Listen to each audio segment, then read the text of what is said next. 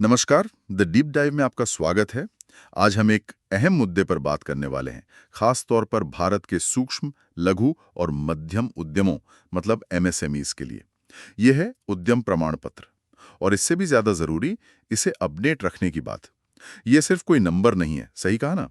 ये तो सरकारी योजनाओं और फायदों तक पहुंचने की एक तरह से चाबी है। अगर आपके बिजनेस की डिटेल्स बदलती हैं, मान लीजिए पता बदल गया या बैंक अकाउंट, तो इस सर्टिफिकेट को अपडेट करना क्यों जरूरी है और कैसे, इसी पर आज हम थोड़ी गहराई से बात करेंगे। हमारे पास एक गाइड है जो इस पूरी प्रक्रिया को समझाती है। तो हमारा मकसद है ये समझना कि ये अपडेट प्रोसेस क्या है, क्यों जरूरी है, होता कैसे है और क्या बातों का ध्यान रखना चाहिए। चलिए देखते हैं ये कितना आसान है या मुश्किल और क्यों इतना मायने रखता है। तो सबसे पहले थोड़ा बेसिक से शुरू करते हैं। ये उद्यम रजिस्ट्रेशन आखिर है क्या चीज? ये भारत सरकार की तरफ से एमएसएमईज को दी जाने वाली एक खास पहचान है। पहले शायद इसे उद्योग आधार कहते थे। हाँ बिल्कुल।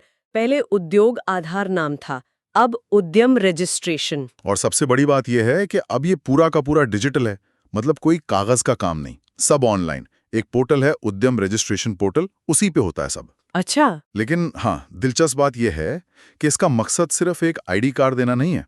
सरकार चाहती है कि इसके जरिए छोटे उद्योगों को मदद मिले, उन्हें आगे बढ़ने में आसानी हो, जैसे बैंक से लोन मिलना आसान हो जाए, सब्सिडी मिल सके या दूसरी सरकारी स्कीमों का फायदा उठा सकें वो लोग। तो एक तरह से कह सकते हैं कि ये छोटे बिजनेस के लिए डिजिटल दुनिया का दरवाजा है। सही कहा, डिजिटल दरवाजा। तो ये हुई पहचान की बात, लेकिन इसे अपडेटेड रखना क्यों जरूरी है? मान लीजिए किसी ने बनवा लिया सर्टिफिकेट, फिर बिजनेस थोड़ा बढ़ गया, जगह बदल ली, तब? हाँ, ये बहुत अहम सवाल है।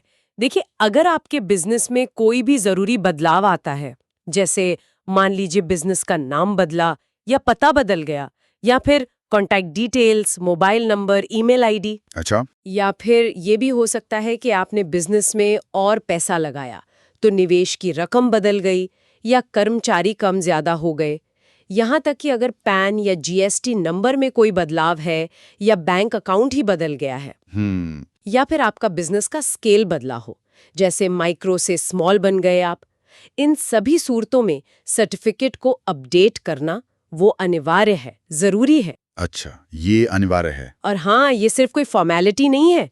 अगर हम इसे बड़े नजरिए से देखें तो जानकारी अपडेट न करने का सीधा असर बिजनेस पर पड़ सकता है। आप कई सरकारी स्कीमों और एमएसएमई को मिलने वाले फायदों से वंचित रह सकते हैं। ओहो। सोचिए, सिर्फ इसलिए कि आपका पता या बैंक डिटेल पुराना पड़ा है सिस्टम में, आपको कोई जरूरी सब्सिडी या लोन न मिले, ये तो नुकसान हुआ ना। हाँ बिल्कुल। और सरकार भी इसे सीरियसली लेती है।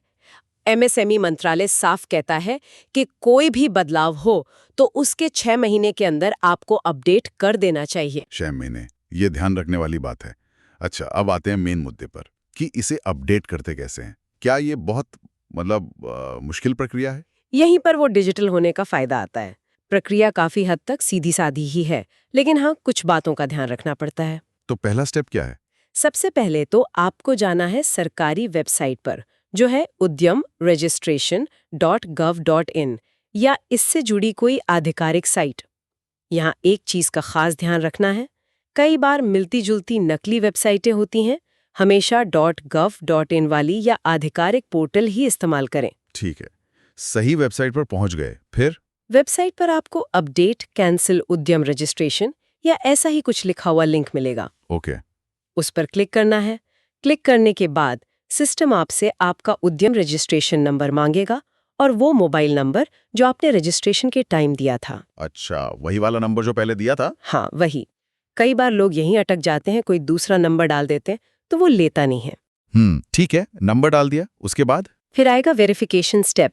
ओटीपी आएगा आपके रजिस्टर्ड मोबाइल पर या ईमेल पर। 1 टाइम पासवर्ड? हाँ, 1 टाइम पासवर्ड, वो आपको पोर्टल पर डालना होगा। ठीक है। और ये ओटीपी वाला स्टेप, हाँ, जैसा आपने कहा, कभी कभी थोड़ी दिक्कत दे सकता है, नेटवर्क ना हो या ईमेल स्पैम में चला जाए।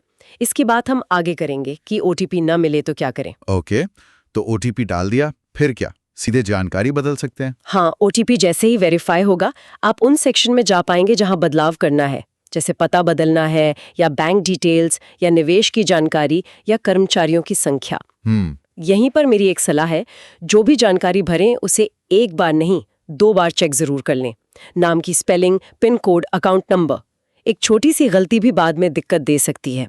इसे ऐसे समझें कि ये आपके बिजनेस का डिजिटल पासपोर्ट है। एकदम सटीक होना चाहिए। सही बात है, ध्यान से बढ़ना चाहिए। सब चेक करके बदल दिया। फिर बस आखिर में सबमिट या सेव चेंजेस जैसा बटन होगा, उसे दबा दीजिए। आपका काम हो गया। अपडेट सक्सेसफुल होने का मैसेज आएगा और आप वहीं से अपना नया अपडेटेड उद्यम प्रमाण पत्र डाउनलोड कर सकते हैं। अच्छा, सुनने में तो ये वाकई ज़्यादा मुश्किल नहीं लग रहा। अच्छा, इस पूरे प्रोसेस के लिए क्या बहुत सारे दस्तावेज या कागजात चाहिए होते हैं? नहीं, गाइड के हिसाब से तो ऐसा नहीं है। आमतौर पे ज्यादा दस्तावेज नहीं चाहिए होते हैं। मुख्य रूप से बिजनेस मालिक का आधार कार्ड, वो जरूरी है क्योंकि वेरिफिकेशन उसी से लिंक होता है। इसके अलावा पैन कार्ड चाहिए होता है, जीएसटी नंबर अगर बिजनेस पर लागू होता है तो, और हाँ, आपका पुराना उद्यम रजिस्ट्रेशन नंबर जो आप अपडेट कर रहे हैं, और बिजनेस के बैंक अकाउंट की डिटेल्स। ये कुछ बेसिक चीजें हैं। अच्छा, ज्यादातर जानकारी तो सिस्टम खुद ही मौजूदा डेटाबेस से उठा लेता है या वेरीफाई कर लेता है। मतलब फाइलें लेके बैठने की जरूरत नहीं है। नहीं, बिल्कुल नहीं। ज्यादातर काम डिजिटल ही है। ये तो राहत की बात है। अब बात करते हैं फायदों की। मान लीजिए किसी ने समय निकालकर ये सब कर दिया, अपडेट कर दिया, तो असल में उसे मिलेगा क्या? देखिए, सबसे पहला और सीधा फायदा तो ये है कि सरकारी रिकॉर्ड में आपके बिजनेस की जानकारी एकदम सही और ताज़ा रहेगी। कोई कंफ्यूजन नहीं, कोई गलती नहीं। ठीक है। दूसरा, और शायद सबसे अहम, आप एमएसएमई वाली योजनाओं का पूरा पूरा फायदा उठा सकते हैं।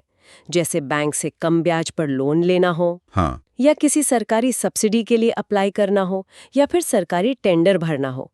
अगर आपकी सारी जानकारी अप टू डेट है तो ये सब प्रक्रियाएं आसान हो जाती हैं, अटकती नहीं हैं। अच्छा, बिल्कुल। और मैं इसमें एक और बात जोड़ना चाहूंगी।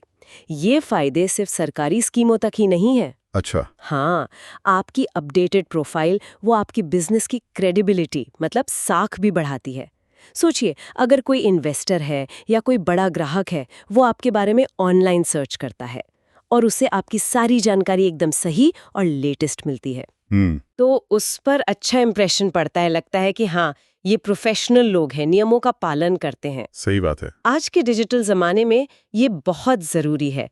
तो आपका अपडेटेड डिजिटल सर्टिफिकेट आपकी पहचान को और मजबूत करता है। ये तो बहुत ही काम की बात बताई आपने। मतलब ये सिर्फ एक जरूरत नहीं, बिजनेस की इमेज बिल्डिंग में भी हेल्प करता है। लेकिन जैसा आपने पहले कहा था, ओटीपी वाली बात, क्या इस ऑनलाइन प्रक्रिया में दिक्कतें भी आती हैं? हाँ, बिल्कुल आ सकती हैं। देखिए, टेक्नोलॉजी है तो कभी कभी छोटी मोटी परेशानियां आ जाती हैं। जैसा हमने पहले बात की, ओटीपी ना मिलना एक आम समस्या है। हो सकता है नेटवर्क की दिक्कत हो, या कभी कभी ईमेल स्पैम फोल्डर में चला जाता है, पता ही नहीं चलता। तो ऐसे में क्या करें? सबसे पहले तो थोड़ा रुक कर दोबारा कोशिश करें। अपना स्पैम फोल्डर जरूर चेक करें। अगर फिर भी ना आए और आपको पक्का है कि नंबर सही डाला है, तो फिर एमएसएमई हेल्प डेस्क है, उनसे संपर्क कर सकते हैं। उनका नंबर गाइड में दिया है, 011-2306-3288। वो मदद कर सकते हैं। अच्छा, हेल्प डेस्क है। और कोई आम समस्या? कभी कभी ऐसा होता है कि पैन और जीएसटी में जो जानकारी दर्ज है उसमें कोई फर्क हो, मिसमैच हो। उसकी वजह से सिस्टम एरर दे सकता है। या फिर कभी कभी वेबसाइट पर ही कोई तकनीकी गड़बड़ी हो सकती है, सर्वर स्लो चल रहा हो या कुछ और। इन मामलों में भी मेरा तो यही सुझाव है कि थोड़ा सब्र रखें, बाद में दोबारा कोशिश करें या फिर हेल्प डेस्क से बात करें। एक और बात ध्यान रखने वाली है, जब आप जानकारी अपडेट करते हैं तो सिस्टम को उसे पूरी तरह से वेरीफाई और सिंक करने में कभी-कभी 2-3 दिन लग सकते हैं। अच्छा, तुरंत नहीं होता? हाँ, हमेशा तुरंत नहीं होता। तो अगर फौरन अपडेट नहीं दिख रहा तो घबराने की जरूरत नहीं है, थोड़ा इंतजार करें। ठीक है, ये जानना जरूरी था। एक और सवाल है, अपडेट करने के बाद क्या हमें कोई नया सर्टिफिकेट नंबर मिलता है या वही पुराना वाला रहता है? नहीं, आपका उद्यम सर्टिफिकेट नंबर वही रहता है। वो आपकी परमानेंट पहचान है। ओके। अपडेट करने पर सिर्फ जो जानकारी बदली है वो सर्टिफिकेट में अपडेट हो जाती है। नंबर सेम रहता है। और अच्छी बात यह है कि अपडेटेड जानकारी अपने आप ही GST portal, income tax database और पैन डेटाबेस से सिंक हो जाती है। अरे वाह! हाँ, मतलब आपको हर जगह अलग-अलग जाकर बदलाव करने की जरूरत नहीं पड़ती। ये तो बहुत सुविधाजनक है। अच्छा, स्रोत सामग्री में एक और बात थी। अगर किसी को ये प्रक्रिया फिर भी मुश्किल लगे या शायद टाइम ना हो, तो क्या कोई और मदद मिल सकती है? हाँ, उसमें बताया गया है कि कुछ प्रोफेशनल सर्विसेज भी हैं जो इस काम में मदद करती हैं। हाँ। वो आपके डॉक्यूमेंट चेक करने से लेकर फॉर्म भरने, पोर्टल पर अपडेट करने और फिर नया सर्टिफिकेट डाउनलोड करके देने तक का काम कर सकती हैं। अच्छा। जाहिर है वो अपनी सर्विस का कुछ चार्ज लेते होंगे, लेकिन हाँ, इससे आपका टाइम और मेहनत बच सकती है। गाइड में उनका संपर्क नंबर +91 8076 81682 और ईमेल care@udyamregistration.gray.in भी दिया है। पर यह ध्यान रखना जरूरी है कि ये प्राइवेट सेवाएं हैं, सरकारी हेल्प डेस्क नहीं। ठीक है, ये क्लियर हो गया। तो हमने उद्यम रजिस्ट्रेशन क्या है ये समझा। हाँ, एमएसएमई की पहचान, इसे अपडेट क्यों करना है ये भी समझा। फायदे मिस ना हो और जानकारी सही रहे। कैसे करना है स्टेप बाय स्टेप देखा। ऑनलाइन पोर्टल पर ओटीपी के जरिए। क्या फायदे हैं और क्या दिक्कतें आ सकती हैं और उनके हल क्या हैं, ये सब हमने कवर कर लिया। जी बिल्कुल। और ये भी कि ये माइक्रो, स्मॉल, मीडियम तीनों तरह के एंटरप्राइज के लिए है। तो कुल मिलाकर निचोड़ यही है कि उद्यम प्रमाण पत्र को अपडेट रखना बहुत जरूरी है। इससे न सिर्फ आपके सरकारी रिकॉर्ड सही रहते हैं, बल्कि आप उन खास फायदों से नहीं चूकते जो सरकार एमएसएमईज को देती है। और जैसा हमने देखा, प्रक्रिया ऑनलाइन है और ज्यादा मुश्किल भी नहीं, बस थोड़ी सी सावधानी और थोड़ा सा समय देना है। बिल्कुल सही। और ये सारी बातचीत मुझे एक अहम सवाल पर सोचने को मजबूर कर रही है। आज का जमाना डिजिटल है, आपकी ऑनलाइन पहचान बहुत मायने रखती है ना? तो ऐसे में अपने बिजनेस की जानकारी को हमेशा ताज़ा और सटीक रखना, ये कितना ज़रूरी है? क्या ये सिर्फ एक सरकारी नियम का पालन करना है, एक फॉर्मेलिटी, या फिर ये असल में आपके बिजनेस की ग्रोथ की रणनीति का एक हिस्सा है, एक ऐसा डिजिटल एसेट जिसे संभाल कर रखना, अपडेट करते रहना? क्या ये हर समझदार उद्यमी की जिम्मेदारी नहीं है? इस पर जरूर सोचिएगा।